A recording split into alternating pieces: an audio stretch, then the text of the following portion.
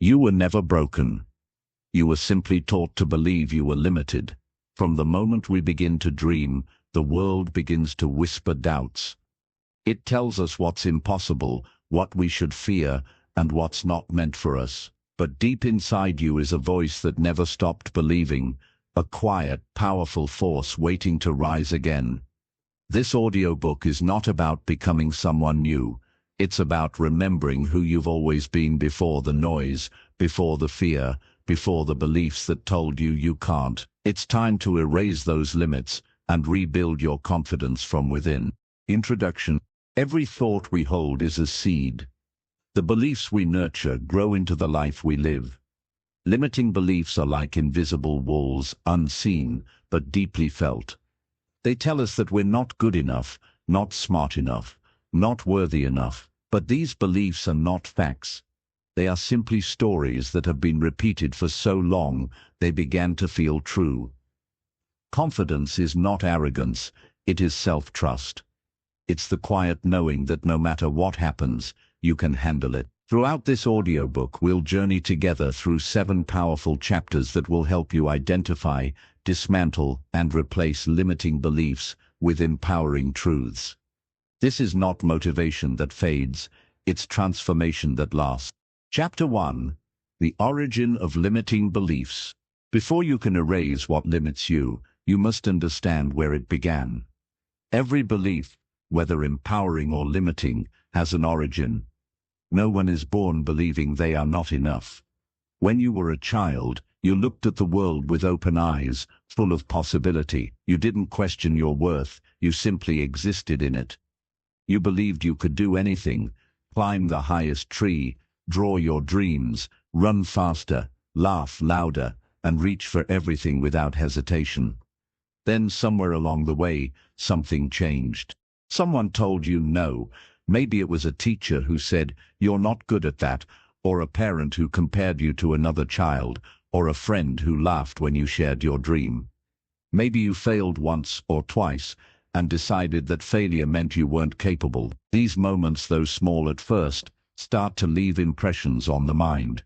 Like fingerprints on glass, they blur how we see ourselves. We start to form conclusions about who we are, and what we can or cannot do. And those conclusions, repeated enough times, turn into beliefs. A belief is just a thought you've accepted as truth. The mind collects experiences like data, and when something painful happens, the mind tries to protect you by building walls. Don't try again, it says. Don't take risks. It believes it's keeping you safe, but in truth, it's keeping you small.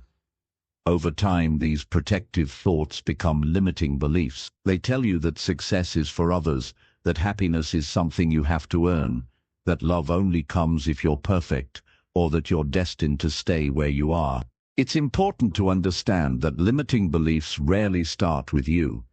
Most are inherited from parents, teachers, friends, culture, even society at large. You absorb the fears and opinions of others without realizing it. A parent who grew up struggling might say, "Money doesn't grow on trees," not out of cruelty but from their own limitations. A teacher might tell you that you're not a math person because they once struggled themselves. These beliefs are passed down like invisible family heirlooms, not tangible but heavy nonetheless. The danger of these beliefs lies in their invisibility. Because they live in your subconscious mind, you may not even know they exist. You just feel their weight, the hesitation before you speak up, the self-doubt before you start something new, the guilt that follows when you succeed. You might tell yourself that's just how you are, when in truth it's how you were programmed to think. The beliefs running your life are like the code of a computer.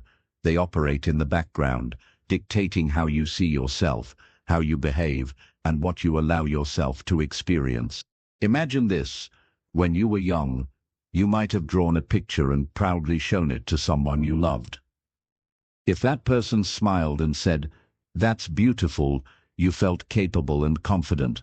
But if they frowned or dismissed it, a seed of doubt might have been planted. The next time you wanted to create, a quiet voice might whisper, "Don't bother, you're not good enough." That's how it begins, one small seed at a time.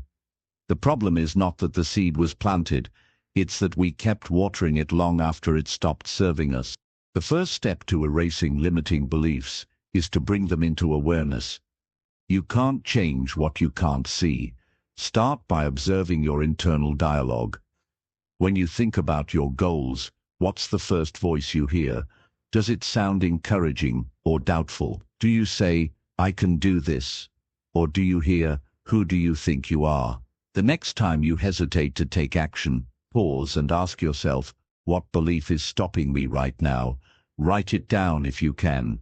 The simple act of recognizing a belief begins to dissolve its power. Awareness shines light on the dark corners of the mind, and light always drives away shadows.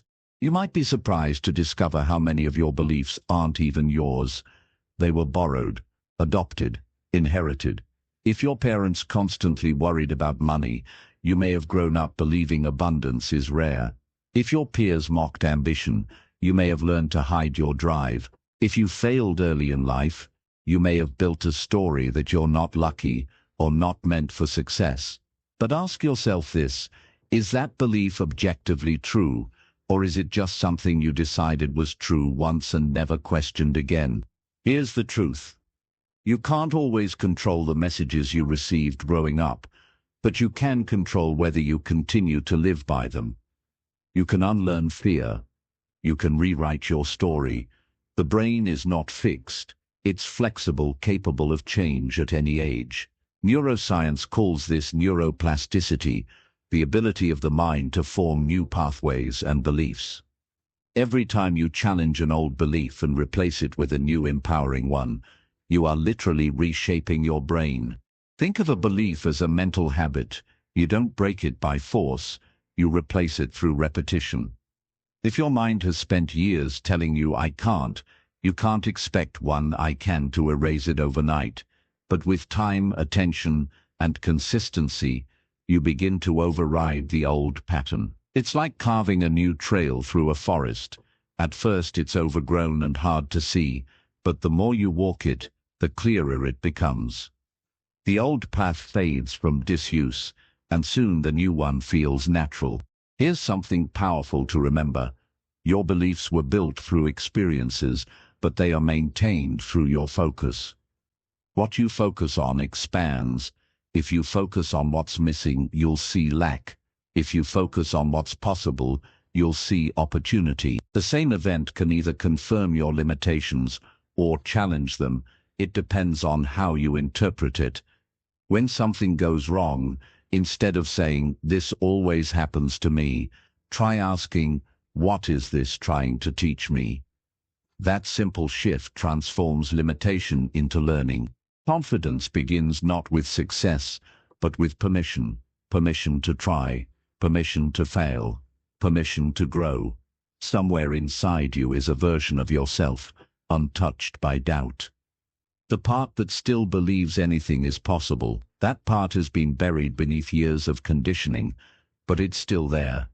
Every time you question a belief that says "I can't," you give that inner self room to breathe again. You allow the authentic you, the limitless you, to re-emerge. You might think, "But my experiences prove I'm limited." It's important to understand that your experiences don't prove your beliefs. Your beliefs shape your experiences. If you believe you're unlucky, you'll filter life through that lens and ignore moments that contradict it.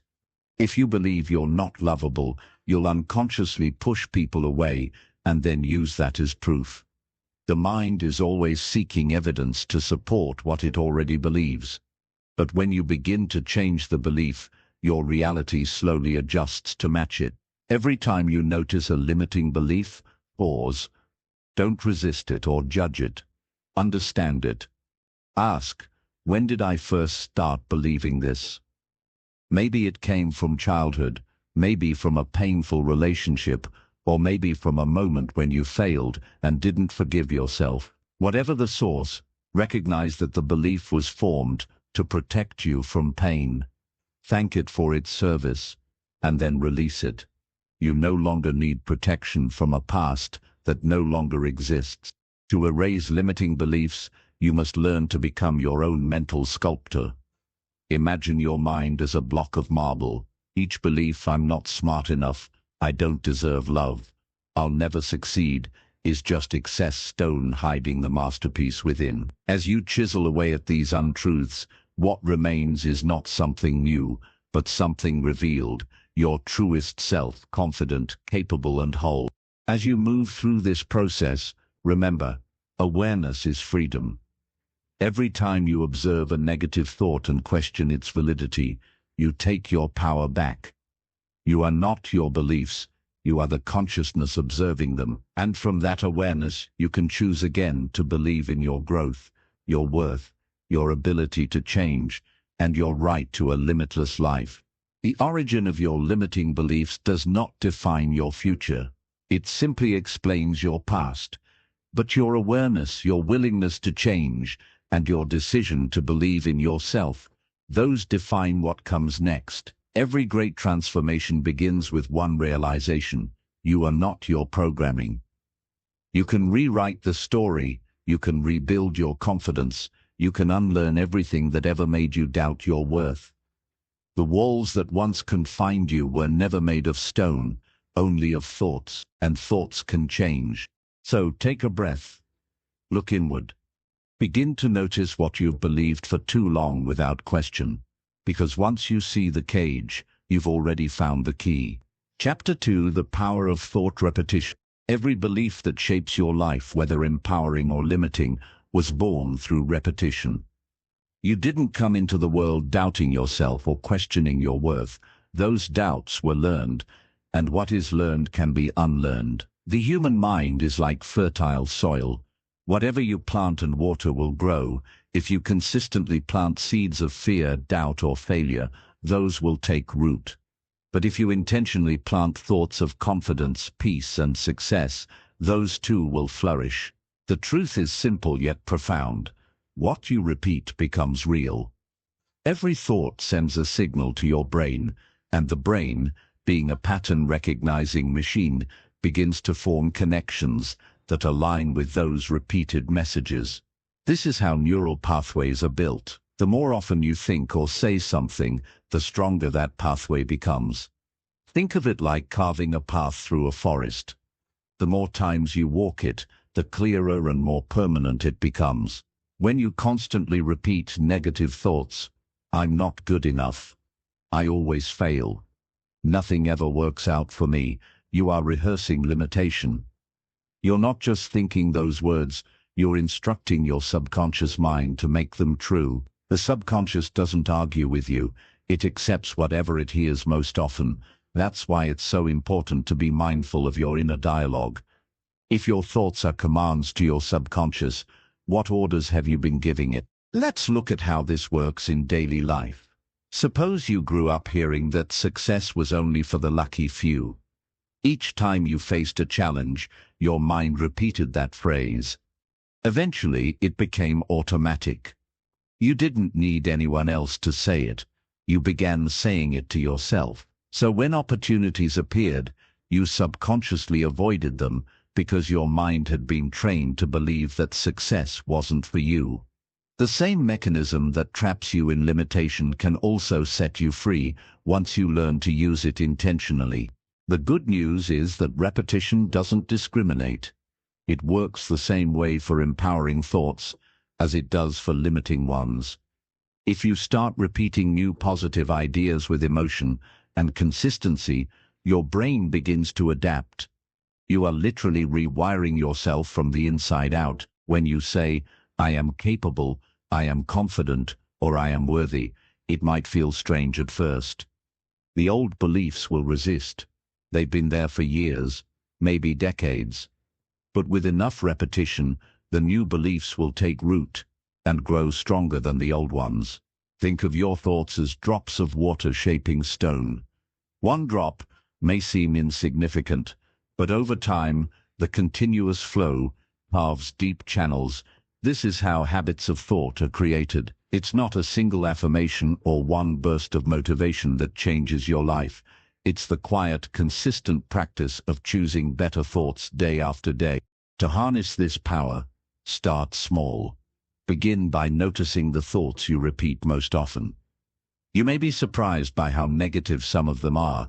Many people live their entire lives unaware of the constant self-criticism echoing in their minds. Once you notice these patterns, you gain power over them. Awareness is the doorway to transformation. Now, every time you catch yourself thinking something disempowering, pause. Don't fight the thought that only strengthens it. Simply acknowledge it and choose a new one. For example, if you hear "I can't do this," gently replace it with "I'm learning to do this," or "I'm growing stronger each time I try." The replacement doesn't have to feel perfect. It just needs to move you in a better direction. Over time, your mind will begin to favor these empowering thoughts naturally. Visualization is another form of repetition. When you imagine yourself succeeding, your brain reacts as if it's actually happening. The same neural circuits fire, strengthening the belief that success is possible. That's why elite athletes visualize their performance before competing. They are training their minds through repetition. You can do the same in your own life. Imagine yourself confident, calm, and capable. Picture yourself speaking clearly, making decisions easily, or achieving your goals. Each mental rehearsal brings that version of you closer to reality. It's also powerful to combine repetition with emotion. The subconscious responds more strongly to feelings than to words alone. When you repeat an affirmation with genuine emotion, when you feel the truth of it, you multiply its effect. If you say, "I am confident," while slouching and doubting, the message is weak. But if you say it with your shoulders back, your head high, and your heart open, your body reinforces the belief. The mind and body are always communicating. Let them work together for your transformation. There's another layer to this process: consistency. Repetition works through time, not intensity. You can't expect to change deeply ingrained beliefs overnight, but just as water smooths stone, daily practice smooths resistance. It's the small, consistent steps that create lasting change. Set aside a few moments every morning and evening to repeat your empowering thoughts. Write them down, speak them out loud, feel them as real. This is not pretending, it's retraining. As you repeat these new ideas, the old beliefs may surface with resistance. That's normal. The mind prefers the familiar, even if it's painful. It may whisper, "This isn't true," or "You're just fooling yourself." When that happens, remember that the voice of doubt is not your truth, it's your conditioning. Keep repeating the new thoughts anyway. Over time, your brain will stop clinging to the old ones, because it can only focus on what you feed it consistently. Be patient with yourself. Just as it took years for limiting beliefs to form, it will take time for empowering ones to feel natural. But every moment you choose a better thought, you are reshaping your destiny. You are proving to yourself that change is possible, not through force, but through focus. The power of thought repetition also explains why external influences matter so much. The voices you listen to, whether from friends, media, or social networks, become part of your mental environment. If you surround yourself with negativity, fear, or cynicism, those ideas will seep into your subconscious. Protect your mental space. Feed your mind with content that uplifts, educates, and expands you. Let every podcast, book, or conversation become a repetition of empowerment. Here's a simple truth to remember. Repetition builds belief, and belief drives behavior. If you believe you can, you'll act accordingly. If you believe you can't, you'll hold back. Both outcomes are self-fulfilling, so why not choose beliefs that open doors instead of closing them? Let's say you want to build confidence in public speaking. You can begin by repeating, "I am calm, clear, and confident when I speak." Even if it feels false at first, keep going. Visualize yourself speaking smoothly, hearing your own voice steady and strong. Feel the pride of expressing yourself freely. The more you repeat this image and thought, the more your brain begins to accept it as reality. One day, you'll find yourself standing before others, calm and clear, realizing that what you once only imagined has become true. The same principle applies to every area of life: career, health, relationships, self-image. Whatever you want to experience must first be believed, and belief is built through repetition. The mind cannot distinguish between what's real and what's consistently imagined. That's your power. When you understand this, you begin to see that your thoughts are tools. You can use them to build walls or bridges. Every repetition is a choice. Every time you think a thought, you're either reinforcing the old version of yourself or creating a new one. So, the question becomes, which version will you choose to repeat today? The practice of repeating empowering thoughts is not about ignoring reality. It's about choosing which reality to strengthen. It's about realizing that your external world is often a reflection of your internal dialogue. Change the words you speak to yourself, and your world slowly adjusts to match them. You are always teaching your mind what to believe. Teach it faith, not fear. Teach it possibility, not limitation. Speak to yourself with the same encouragement you would give a friend who's learning to fly. Tell yourself you can. Tell yourself you're enough. Tell yourself it's okay to start again, because the more you say it, the truer it becomes. The power of thought repetition is the foundation of all transformation. It's not luck, nor fate, nor external validation that creates change. It's the persistent choice to focus on what empowers you. Each thought is a brushstroke painting the picture of your life. Paint with intention, paint with love, paint with faith. And soon, the masterpiece of your new belief system will reveal itself. The mind becomes what it repeats. So repeat what sets you free. Chapter 3: Rewriting the Inner Dialogue.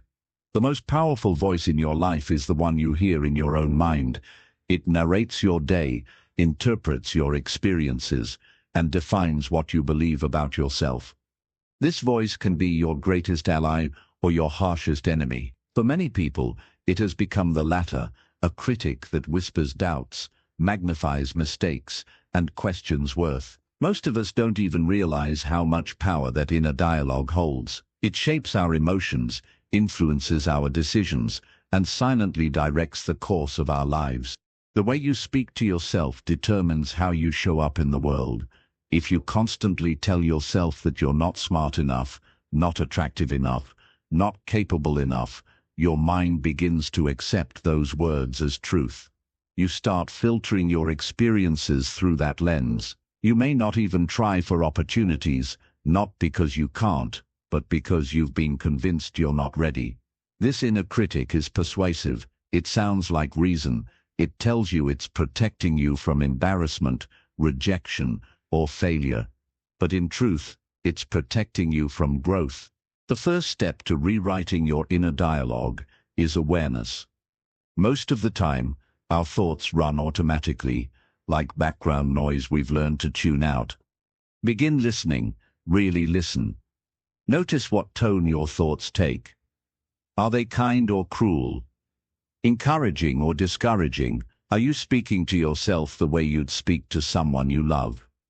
If not, it's time to change that. Imagine someone you care about deeply, a child, a friend, a partner. If they made a mistake, would you tell them they're worthless? Of course not. You'd reassure them, remind them of their potential, and encourage them to try again. Yet how often do you offer yourself that same compassion? Self-talk is not self-indulgence, it's self-leadership. The way you speak to yourself becomes the energy you live in every day. When you notice your inner voice being harsh, don't resist it. Don't fight it or shame yourself for thinking negatively. That only strengthens it. Instead, acknowledge it gently. I hear you, but I choose a kinder thought. Your inner critic isn't evil. It's scared. It learned its patterns as a way to protect you. Maybe it believed that if it criticized you first, others couldn't hurt you later. Understanding that softens the battle. The critic isn't your enemy. It's a frightened part of you that needs reassurance, not resistance. Start by introducing a new voice. one of reason, love, and encouragement. When the critic says, "You always mess things up," the new voice replies, "I'm learning and improving every day." When the critic says, "You're not enough," the new voice says, "I'm growing into my potential." These aren't empty affirmations, they're corrections. You're not trying to silence the old voice, you're retraining it to speak truth. At first it might feel forced or unnatural. That's okay. You've spent years reinforcing one way of thinking. It takes time to build another. The goal isn't perfection, but persistence.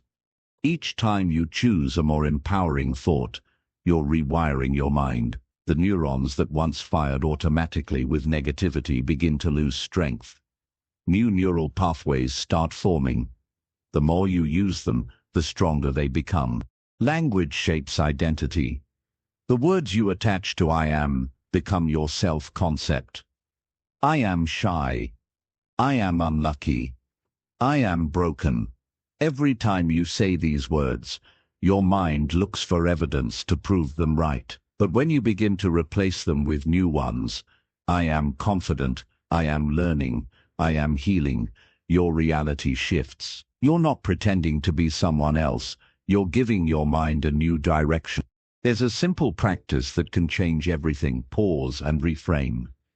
Whenever you catch a negative thought, stop and ask, is this thought helping me or hurting me?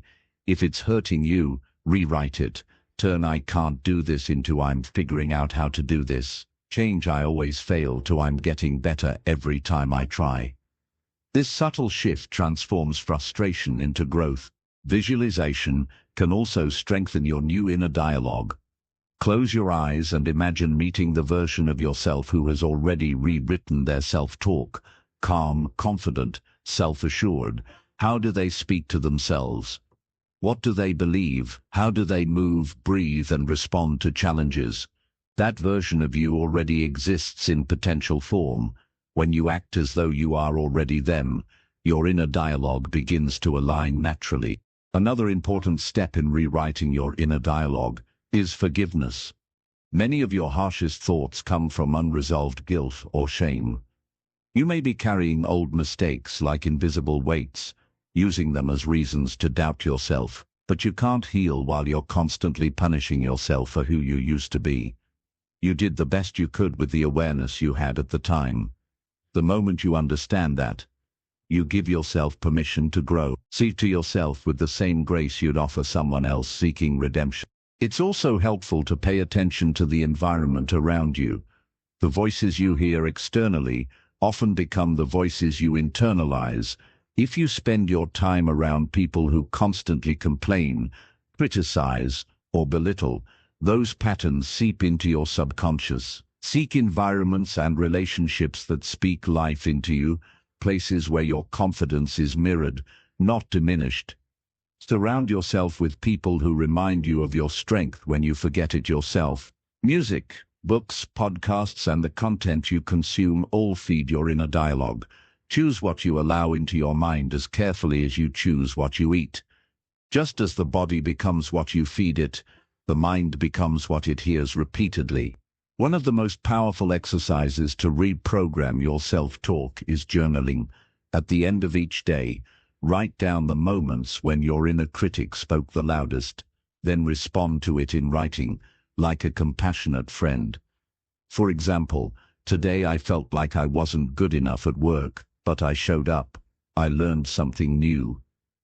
That's progress. This simple practice builds awareness and gently retrains the mind to focus on growth rather than self-attack. Over time, you'll notice the volume of your inner critic decreasing. It won't vanish completely, and it doesn't need to. The goal is balance.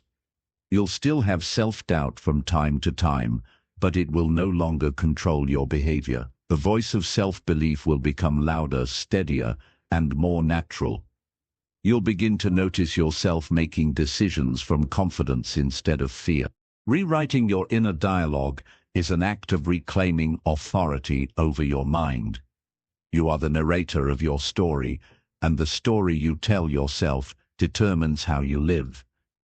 Every time you replace "I'm not ready" with "I'm prepared enough to begin," you strengthen that narrative. Every time you speak to yourself with kindness, you reinforce the truth that you are worthy of compassion, not condemnation. Confidence is not born from perfection, it's born from self-trust. And self-trust grows from the words you repeat to yourself when no one else is listening. So be mindful of your language. Your thoughts are seeds, and your words are water. Nurture what you wish to grow. There will be days when the old dialogue tries to return, when self-doubt knocks on the door, reminding you of your flaws. But this time you'll recognize it. You'll smile and say, "I know this voice, but I don't believe it anymore." And in that moment, you take back your power. Rewriting your inner dialogue is not about silencing every negative thought. It's about building a stronger, kinder, truer voice that leads you forward. It's about learning to be on your own side again. When that happens, everything changes, not because the world becomes easier, but because you become stronger. The words you speak to yourself create the world you live in. Speak wisely, speak gently, speak with the authority of someone who knows that growth is possible, because it is. And with each thought, each word, each moment of awareness, you are rewriting not just your dialogue, but your destiny. Chapter 4. The Mirror of Self-Perception. Every day you look into a mirror, but how often do you truly see yourself? Most people glance at their reflection only long enough to notice imperfections, a flaw in the skin, tired eyes, a small detail to fix. Rarely do we look deeper, beyond the surface, into the person behind the face. Yet that reflection silently reveals one of the most powerful truths about your life. How you see yourself determines everything you experience. Your self-perception is the lens through which you interpret the world. It influences how you think, what you believe you deserve, and what you allow yourself to pursue. Two people can live the same event, but their self-image will shape completely different experiences. One person sees rejection as proof of inadequacy, another sees it as redirection towards something better. The difference isn't the situation, it's the story each tells themselves about what it means. When you look in the mirror, what story are you telling yourself? For most people, that story was written long before adulthood. It began with the words of parents, teachers, and peers. If you were praised for achievements but criticized for mistakes, you may have learned to associate your worth with perfection. If you were compared to others, you may have built a belief that you were never enough. These messages became the framework of your self-image, and unless you've consciously challenged them, they still shape how you see yourself today. The tragedy is that most of us continue to carry outdated self-perceptions, like wearing clothes that no longer fit. You may still see yourself as the insecure child who didn't fit in, or the person who failed once and never forgave themselves. The mirror reflects your face, but your mind projects your identity. What you believe about yourself becomes the filter that determines what you notice, what you attract, and what you allow. Imagine two mirrors.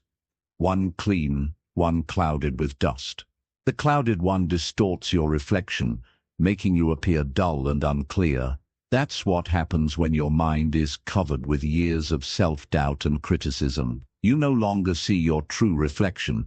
You see a version obscured by unchallenged beliefs. The purpose of this chapter is to help you clean that mirror, to see yourself as you are, not through the fog of judgment, but through the light of truth. Start with awareness. The next time you stand in front of a mirror, pause. Don't rush to fix or adjust anything. Just look. Look into your own eyes and notice what thoughts arise. Are they kind or critical, encouraging or dismissive? Those thoughts reveal how you truly feel about yourself, beyond the surface confidence you might show others. For many people, the first reaction is discomfort. We're taught to look outward for validation, not inward for connection. But learning to meet your own gaze with acceptance is one of the most transformative acts of self-healing. Say your name aloud. It may feel strange at first, but there's power in it. Speak to yourself as you would to someone you love. You've come so far. You're doing your best. I'm proud of you. At first, your mind may resist. It may whisper, "This is silly," or "I don't believe it." That's okay. That's the voice of old programming. Keep speaking. Over time, your subconscious begins to soften. The mirror becomes not a place of judgment, but of affirmation.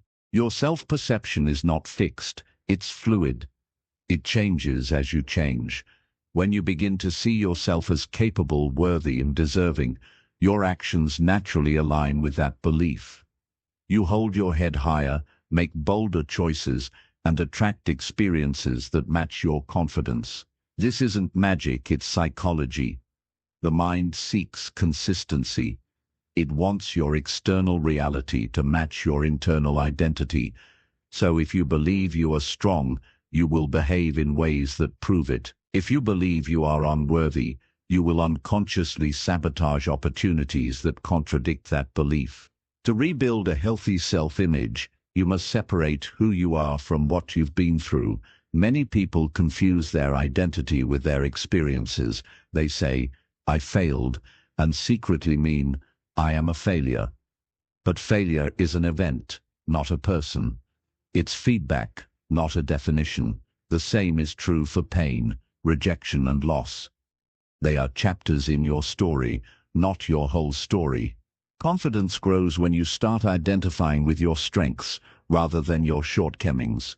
Each time you overcome something difficult, acknowledge it. Each time you show kindness, persistence, or courage, recognize it. These moments are not small. They are the bricks that build your self-worth. The problem is that most people skip over their victories and replay their failures. The mind amplifies what you focus on. Start focusing on the evidence that proves you're capable, resilient, and evolving. It's also important to challenge the labels you've accepted about yourself. Maybe someone once called you lazy, sensitive, or difficult, and you carried that label like a name tag. But labels are not truths, they're opinions. And most opinions are reflections of the speaker, not the listener. Take a moment to ask yourself, who decided this was true about me? You might discover that many of your so-called flaws were simply misunderstood strengths, sensitivity that was actually empathy, caution that was actually thoughtfulness, independence that was mistaken for pride.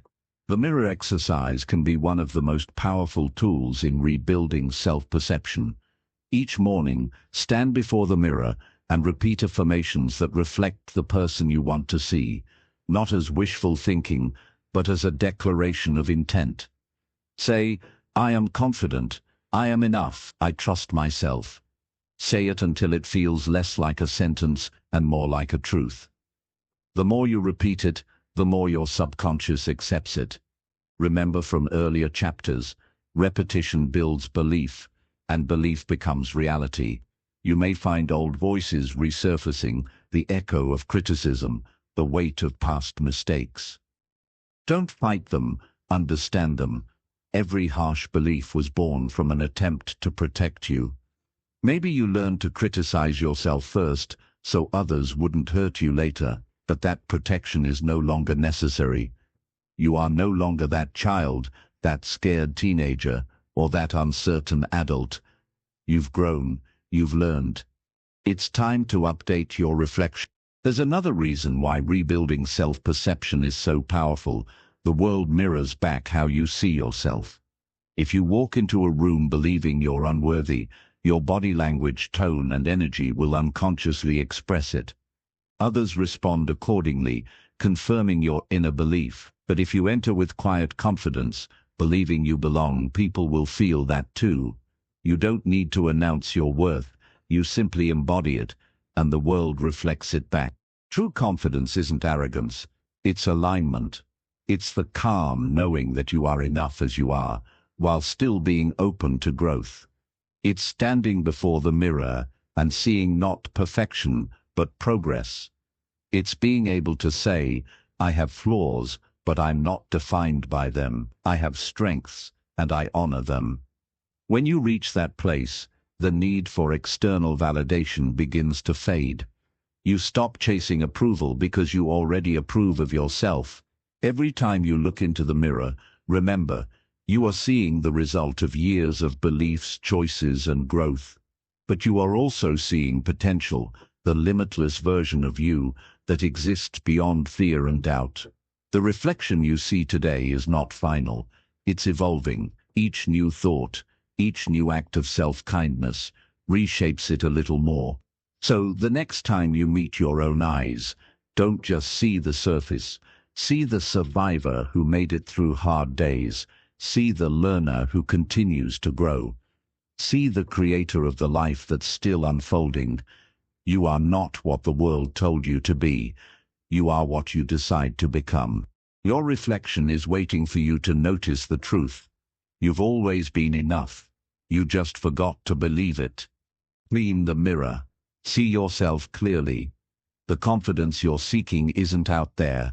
It's been in your reflection all along, waiting for you to remember. Chapter 5. Replacing Fear with Faith. Fear is the mind's natural response to uncertainty. It whispers warnings, paints vivid pictures of what could go wrong, and convinces you that staying where you are is safer than moving forward. Everyone feels fear. It's part of being human. But the problem isn't fear itself. It's the way we give it authority over our decisions. When fear becomes the loudest voice in your mind, it builds invisible walls around your potential. It limits your vision, your actions, and your confidence. Yet what most people forget is that fear and faith are two sides of the same coin. Both require you to believe in something you can't see. Fear believes in failure, while faith believes in possibility. The same imagination that creates fear can be trained to create faith. When you worry about the future, you're visualizing an event that hasn't happened yet. You see images of rejection, loss, embarrassment, or pain. You feel the emotions as though they were real, even though they exist only in your mind. That's the power of thought. It can make unreal things feel real. But here's the truth. If your imagination is strong enough to create fear, it's strong enough to create courage. The same mental energy that builds anxiety can build confidence. It's not about getting rid of imagination, it's about directing it toward faith. Faith doesn't mean ignoring reality. It means choosing to focus on what's possible rather than what's terrifying.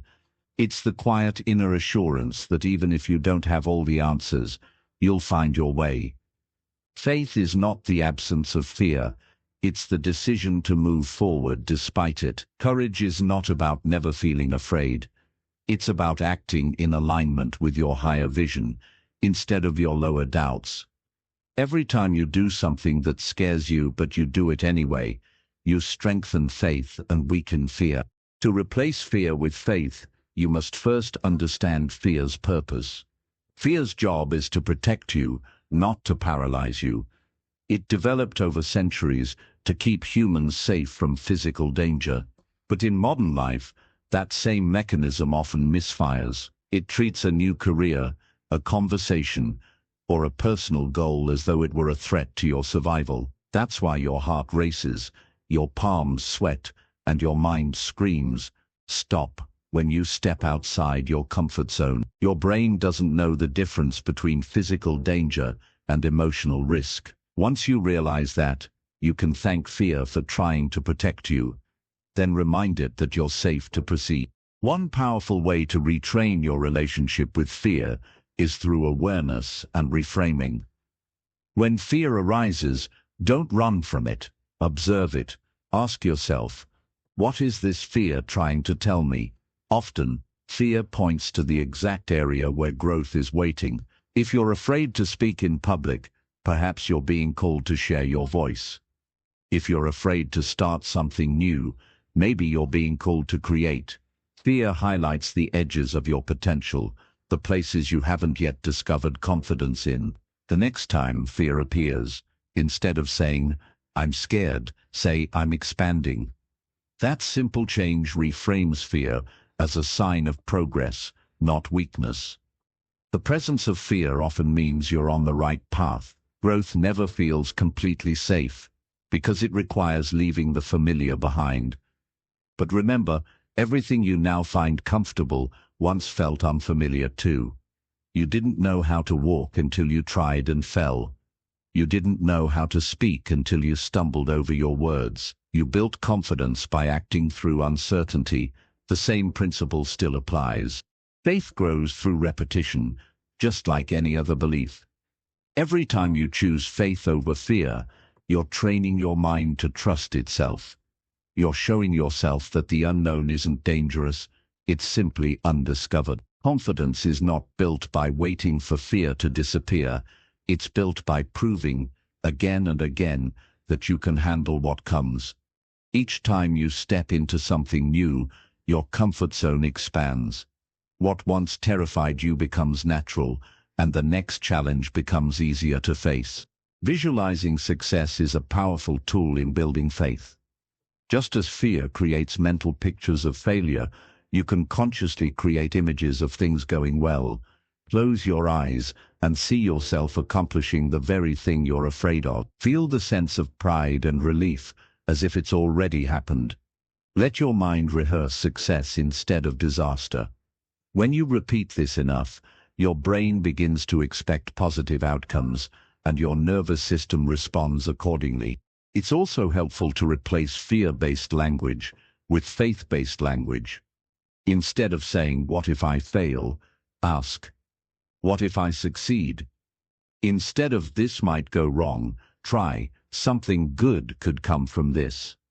Words shape emotion, and emotion shapes action. The phrases you repeat to yourself become mental programs. Choose words that build strength, not stress. There will always be moments when fear feels overwhelming, when the unknown seems too vast or the stakes too high. In those moments, ground yourself in truth. Take slow, deep breaths. Remind yourself that fear is temporary. It rises and falls like waves.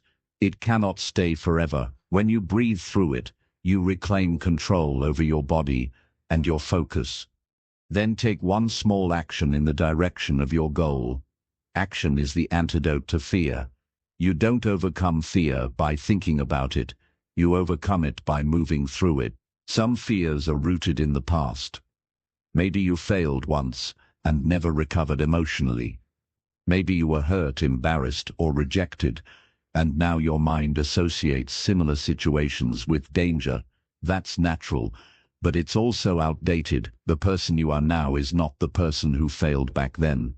You've grown, learned, and evolved. The past doesn't define you, it prepares you. Each experience that once caused fear can become evidence of strength. You've survived everything life has thrown at you so far. That's proof of resilience. Use that proof to build faith in your ability to handle whatever comes next. Faith doesn't eliminate uncertainty, it transforms your relationship with it. Instead of seeing the unknown as a threat, you begin to see it as potential, a blank canvas where anything can unfold. You stop needing to control every detail and start trusting that life is unfolding for your growth, not against it. You begin to say, "I may not know how this will work out, but I believe something good will come from it." That belief alone opens doors you didn't even know existed. When fear arises, try this simple mental shift. See fear as a compass. It points toward the very thing that matters most to you.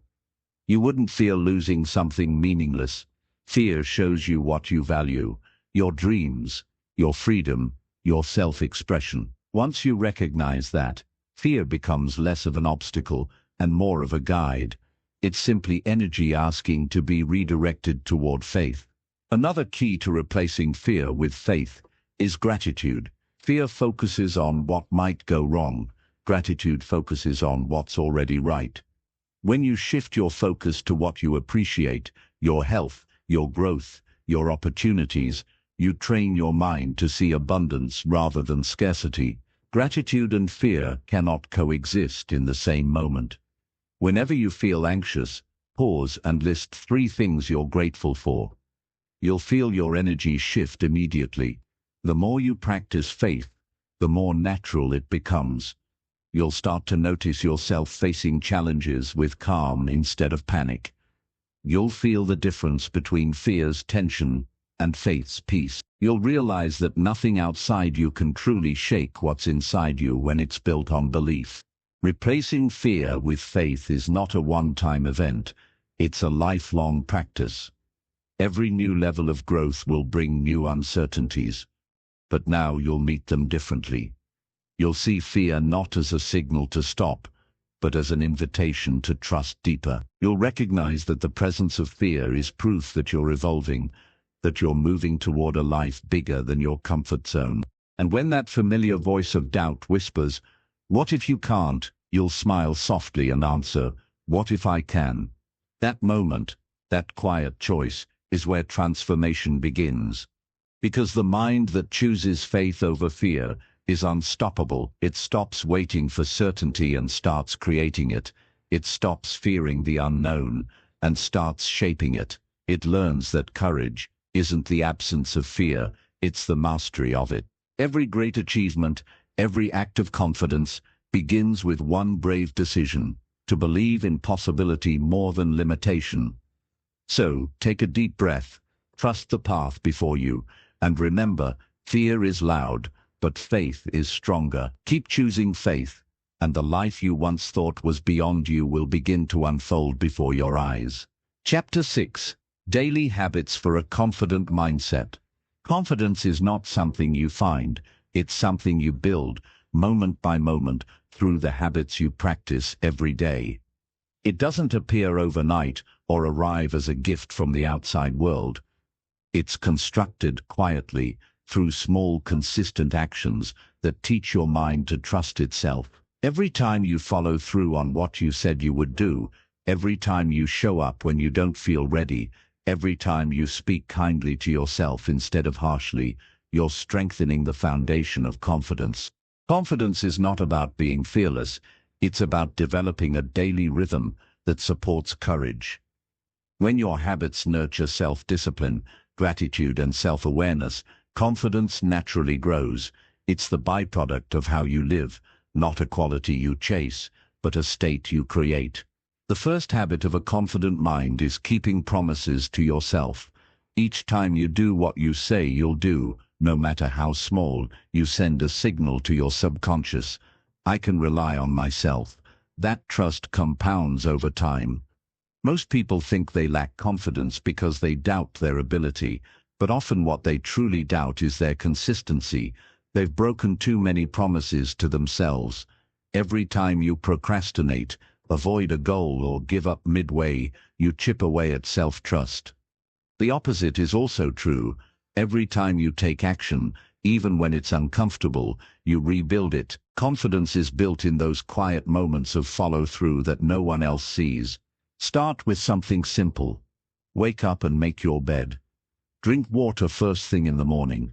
Do one thing you've been avoiding. The task itself doesn't matter as much as the message behind it.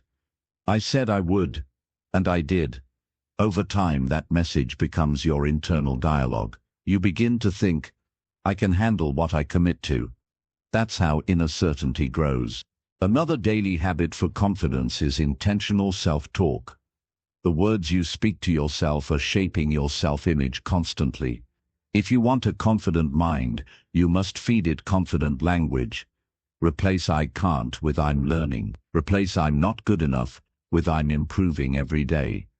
These simple substitutions seem small, but they're rewiring your neural pathways. The brain doesn't know the difference between imagination and repetition.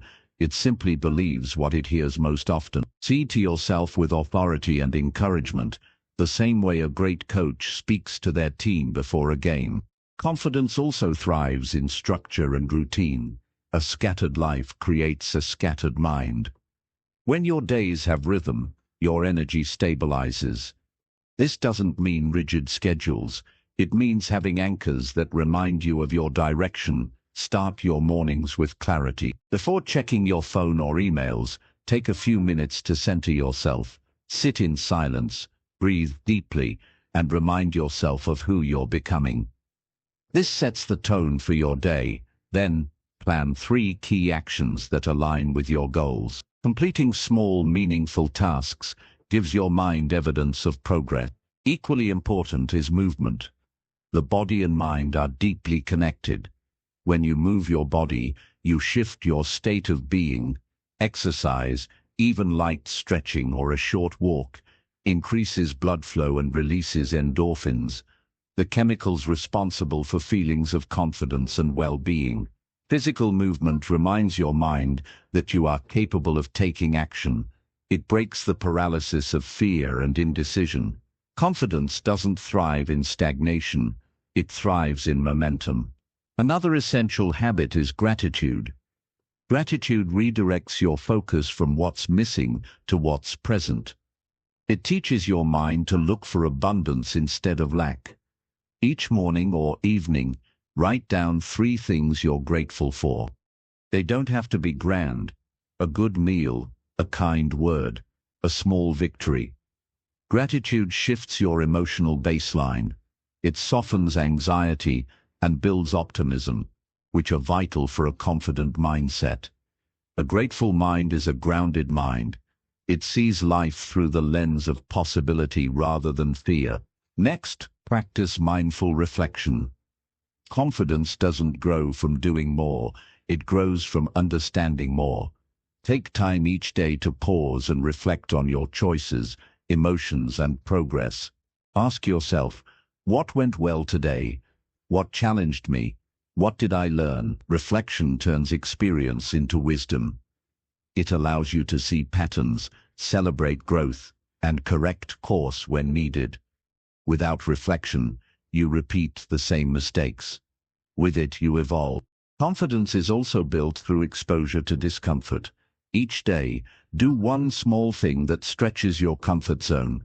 It could be speaking up in a meeting, striking up a conversation, sharing your ideas, or tackling a task you've been postponing. Discomfort is not a sign of weakness, it's a signal of expansion.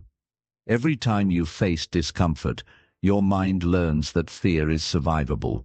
The next challenge feels easier because your nervous system remembers, I've been here before, and I made it through. Equally vital is self-compassion. Confidence isn't about pretending you never fall.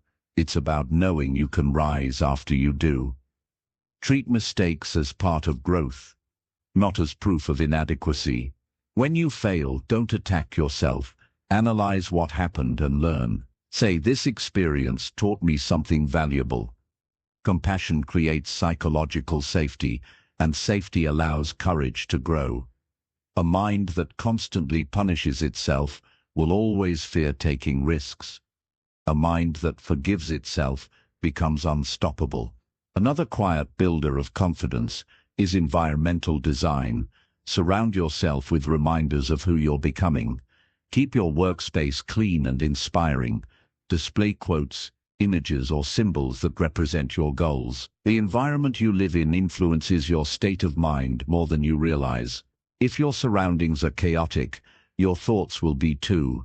Simplify and beautify your space. It tells your mind you value yourself and your work. Also, limit your exposure to negativity. That includes negative media, gossip, and people who drain your energy. The mind absorbs what it consumes. Protect your focus like a precious resource. Seek out books, podcasts, and people that challenge and uplift you. Confidence grows faster in positive soil. Rest and recovery are often overlooked, yet they are essential habits for a confident mindset. Confidence requires energy, and energy requires restoration. Sleep well, take breaks, step away from screens.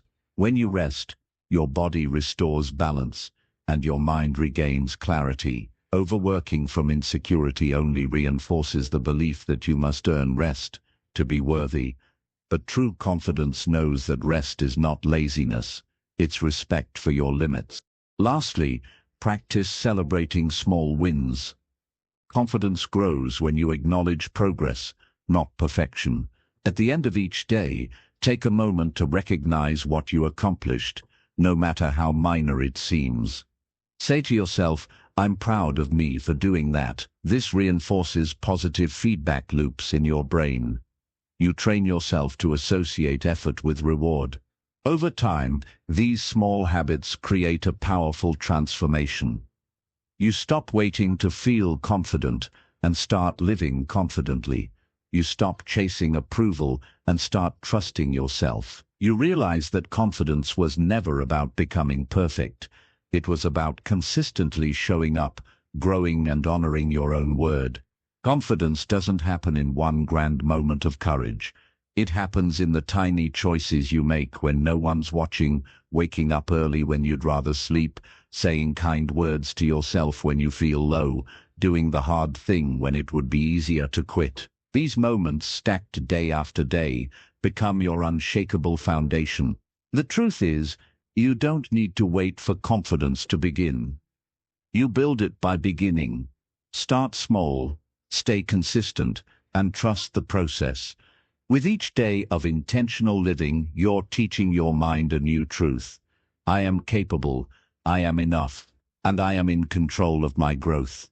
Confidence is not found in a single act of bravery, but in the steady rhythm of self-respect repeated daily. So keep your promises, move your body, speak kindly, reflect often, rest deeply, and remember, each habit, no matter how small, is a declaration of belief in yourself. Over time, these habits won't just make you act confident, they'll make you be confident. Chapter 7. Becoming the architect of your reality. By now you understand that your beliefs shape your experience, your thoughts build your confidence, and your habits design your mindset. The next step, the highest level of transformation, is realizing that you are not just a participant in life.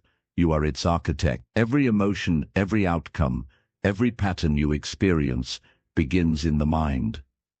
The world around you is a mirror reflecting what you believe to be possible within yourself. When you understand this, you stop waiting for life to change and start creating change from within. Being the architect of your reality means taking full ownership of your thoughts, actions, and emotions. It doesn't mean blaming yourself for everything that happens. It means recognizing your power in how you respond to it. You may not control every circumstance, but you always control your perspective, and your perspective determines your experience. Two people can face the same storm. One breaks and one grows stronger because of what they believe it means. You cannot always choose the weather, but you can choose how to sail. The first blueprint for creating your reality is clarity. You can't design a life you can't visualize. Take time to define what you truly want, not what society expects, not what others think you should pursue, but what your heart desires when it's quiet and honest. Ask yourself, what kind of life feels aligned with who I am? What values matter most to me? What do I want to create, contribute, and experience? Write your answers down. The clearer the vision, the more power it holds. The mind needs direction, otherwise it drifts toward chaos and doubt. Once you have clarity, the next step is belief alignment. You cannot create a reality that contradicts your beliefs. If your dream is to succeed but your inner belief whispers, "I'm not worthy of success," that belief will sabotage every opportunity that comes your way. Your mind will unconsciously steer you toward outcomes that match your expectations. This is why the work you've done in earlier chapters, rewriting your dialogue, replacing fear with faith, and building daily habits, is so important. Those practices prepare the foundation for creation. A strong belief system is the scaffolding that supports the life you build. Now comes intentional focus. Energy flows where attention goes. Whatever you consistently focus on expands in your life. If you dwell on problems, they multiply. If you focus on solutions, they reveal themselves. This isn't spiritual wishful thinking, it's cognitive psychology. The brain has a system called the reticular activating system, a mental filter that prioritizes what you pay attention to. If you focus on positivity, your mind starts spotting opportunities that align with it.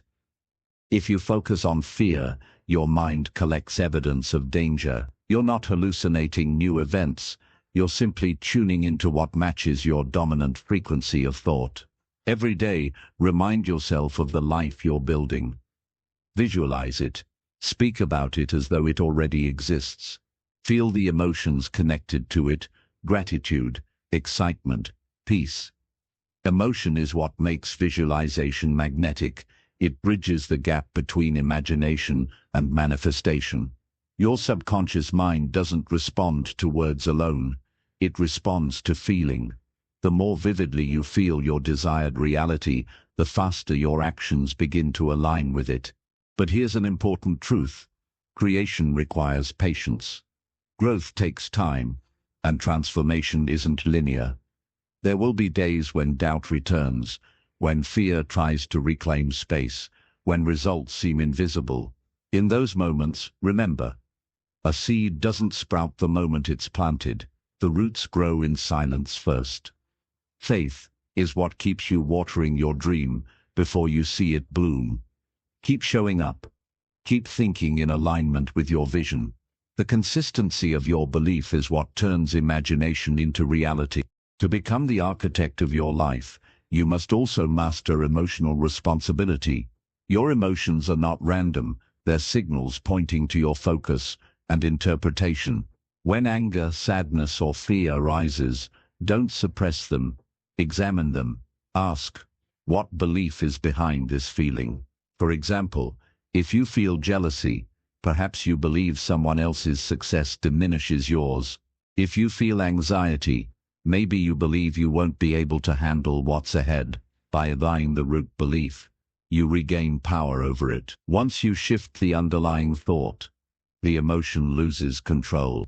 Another principle of conscious creation is detachment. This may sound paradoxical, but it's crucial. Detachment doesn't mean you stop caring about your goals. It means you release the desperation around them. When you cling too tightly, you create tension, and tension blocks clarity. Detachment is trust, the faith that what's meant for you will align in perfect timing. It allows you to act with confidence, not fear. You do your part, the visualization, the action, the belief, and then you allow life to do its part. The best architects don't hover over every brick. They trust the blueprint and continue building. Your environment also plays a massive role in shaping your reality. The people you spend time with, the information you consume, the spaces you inhabit, all feed your subconscious. If you're surrounded by negativity, drama, or limitation, it's like trying to build a palace on unstable ground. Protect your energy fiercely. Seek people and places that reflect the mindset you're cultivating. The more aligned your external world is with your internal vision, the faster your transformation unfolds. Equally important is aligned action. Thought alone isn't enough. You can dream all day, but without movement, your vision remains a fantasy. Action bridges the gap between mental creation and physical reality, but this action doesn't have to be grand or perfect. It simply needs to be consistent and aligned with your goal. Each step you take reinforces your belief and signals to your subconscious that your dream is real. As you take action, remember that failure is part of the design process. No architect builds a masterpiece without revising the plan. Every setback offers feedback. When something doesn't work out, instead of asking "why me?" ask "what is this teaching me?" Each lesson refines your structure. The cracks you repair become part of the strength that holds your life together. Now imagine your ideal self, the version of you who has already achieved balance, peace, and purpose. How does that person think, speak, and behave? Begin living from that identity now. When you act as if you already are that person, your mind adapts to match it. You're not pretending, you're aligning. This is the essence of becoming the architect, designing your internal world until your external world reflects it. Your reality begins and ends with the thoughts you accept as truth. If you believe life is happening to you, you'll live as a victim. If you believe life is happening for you, you'll live as a creator. Every belief you hold is a building block. The question is, are you building a prison or a palace? The most empowering moment in your journey is when you realize nothing outside you determines your worth, your direction, or your destiny. You do. The power you once gave to fear, to doubt, to other people's opinions, you can reclaim it. When you take that power back, your entire world shifts. You stop reacting and start creating. You stop waiting for the right time and start realizing that this is the time. Becoming the architect of your reality is not about controlling life. It's about co-creating with it. It's about aligning your thoughts, emotions, and actions so that life responds to your clarity and courage. You no longer live by default, you live by design. Every great structure begins with a single line on a blank page. Consider this your blueprint. Start drafting the life you want. One belief, one thought, one action at a time. Build it with patience. Reinforce it with love. And when doubt tries to make you forget your power, return to this truth. You are not a product of your past. You are the designer of your future. You have always held the pen. Now it's time to draw the life you deserve. As this audiobook comes to an end, remember, this is not the end of your transformation. It's the beginning of a new chapter in your relationship with yourself. You've walked through your mind, explored the roots of your beliefs, challenged the thoughts that once held you back, and discovered the quiet power that's been waiting within you all along. The journey of erasing limiting beliefs is not about becoming someone new. It's about returning to the person you were before the world told you who to be. Every fear, every doubt, every limitation you've carried was never a reflection of your true self. They were layers, protective, inherited, temporary. Beneath them, you have always been capable, worthy, and powerful. Now you have the awareness to see it. You've learned that your thoughts create your reality, your words shape your emotions, and your habits build your confidence. You've learned that the voice inside your mind doesn't have to be your enemy. It can become your greatest ally. You are no longer at war with your mind. You are in partnership with it. You've learned to question your fears, to replace old patterns with new beliefs, and to speak to yourself with compassion instead of criticism. You've learned that the power to change your life doesn't come from waiting for external validation. It comes from the quiet decision to believe in yourself again. There will be days when old doubts return, when the world feels heavy and the mind feels clouded. On those days, come back to the truths you've uncovered here. Remind yourself that your beliefs are flexible, your thoughts are choices, and your growth is ongoing. You don't have to be perfect, you only have to stay aware. Awareness is power. It is the light that dissolves the shadows of fear. Confidence isn't a final destination, it's a way of living. It's the trust you build through daily alignment with your values, your purpose, and your truth. It's waking up each day and deciding that no matter what happens, you will show up as your best self, not flawless, but faithful to your growth. And remember, growth is not loud. It doesn't always come with applause or recognition. It happens quietly, in the small moments when you choose peace over panic, patience over pressure, faith over fear. Those moments are where transformation truly lives. As you move forward, carry this understanding with you. You are the author, the director, and the architect of your life. Your mind is the canvas, and your beliefs are the brush. You can paint a story of struggle or a story of strength, and every day you hold the power to choose. So choose belief, choose courage, choose kindness, especially toward yourself. Let your self-talk be a source of power, not pain. Let your habits reflect respect for the person you are becoming. Let your thoughts rise higher than the limits of yesterday. You are no longer defined by your fears or your failures. You are defined by your resilience, your awareness, and your willingness to grow. The version of you that began this journey is not the same as the one listening now. You've evolved. You've expanded. You've awakened to your own strength. Carry this clarity into your days. Let it echo in the quiet spaces of your mind. And whenever you doubt your power, remember this. You have everything within you to rebuild, to rise, and to thrive. You always have. This is your time, not to chase who you think you should be, but to embody who you already are. Free, capable, limitless. The rest of your life begins the moment you decide to believe it.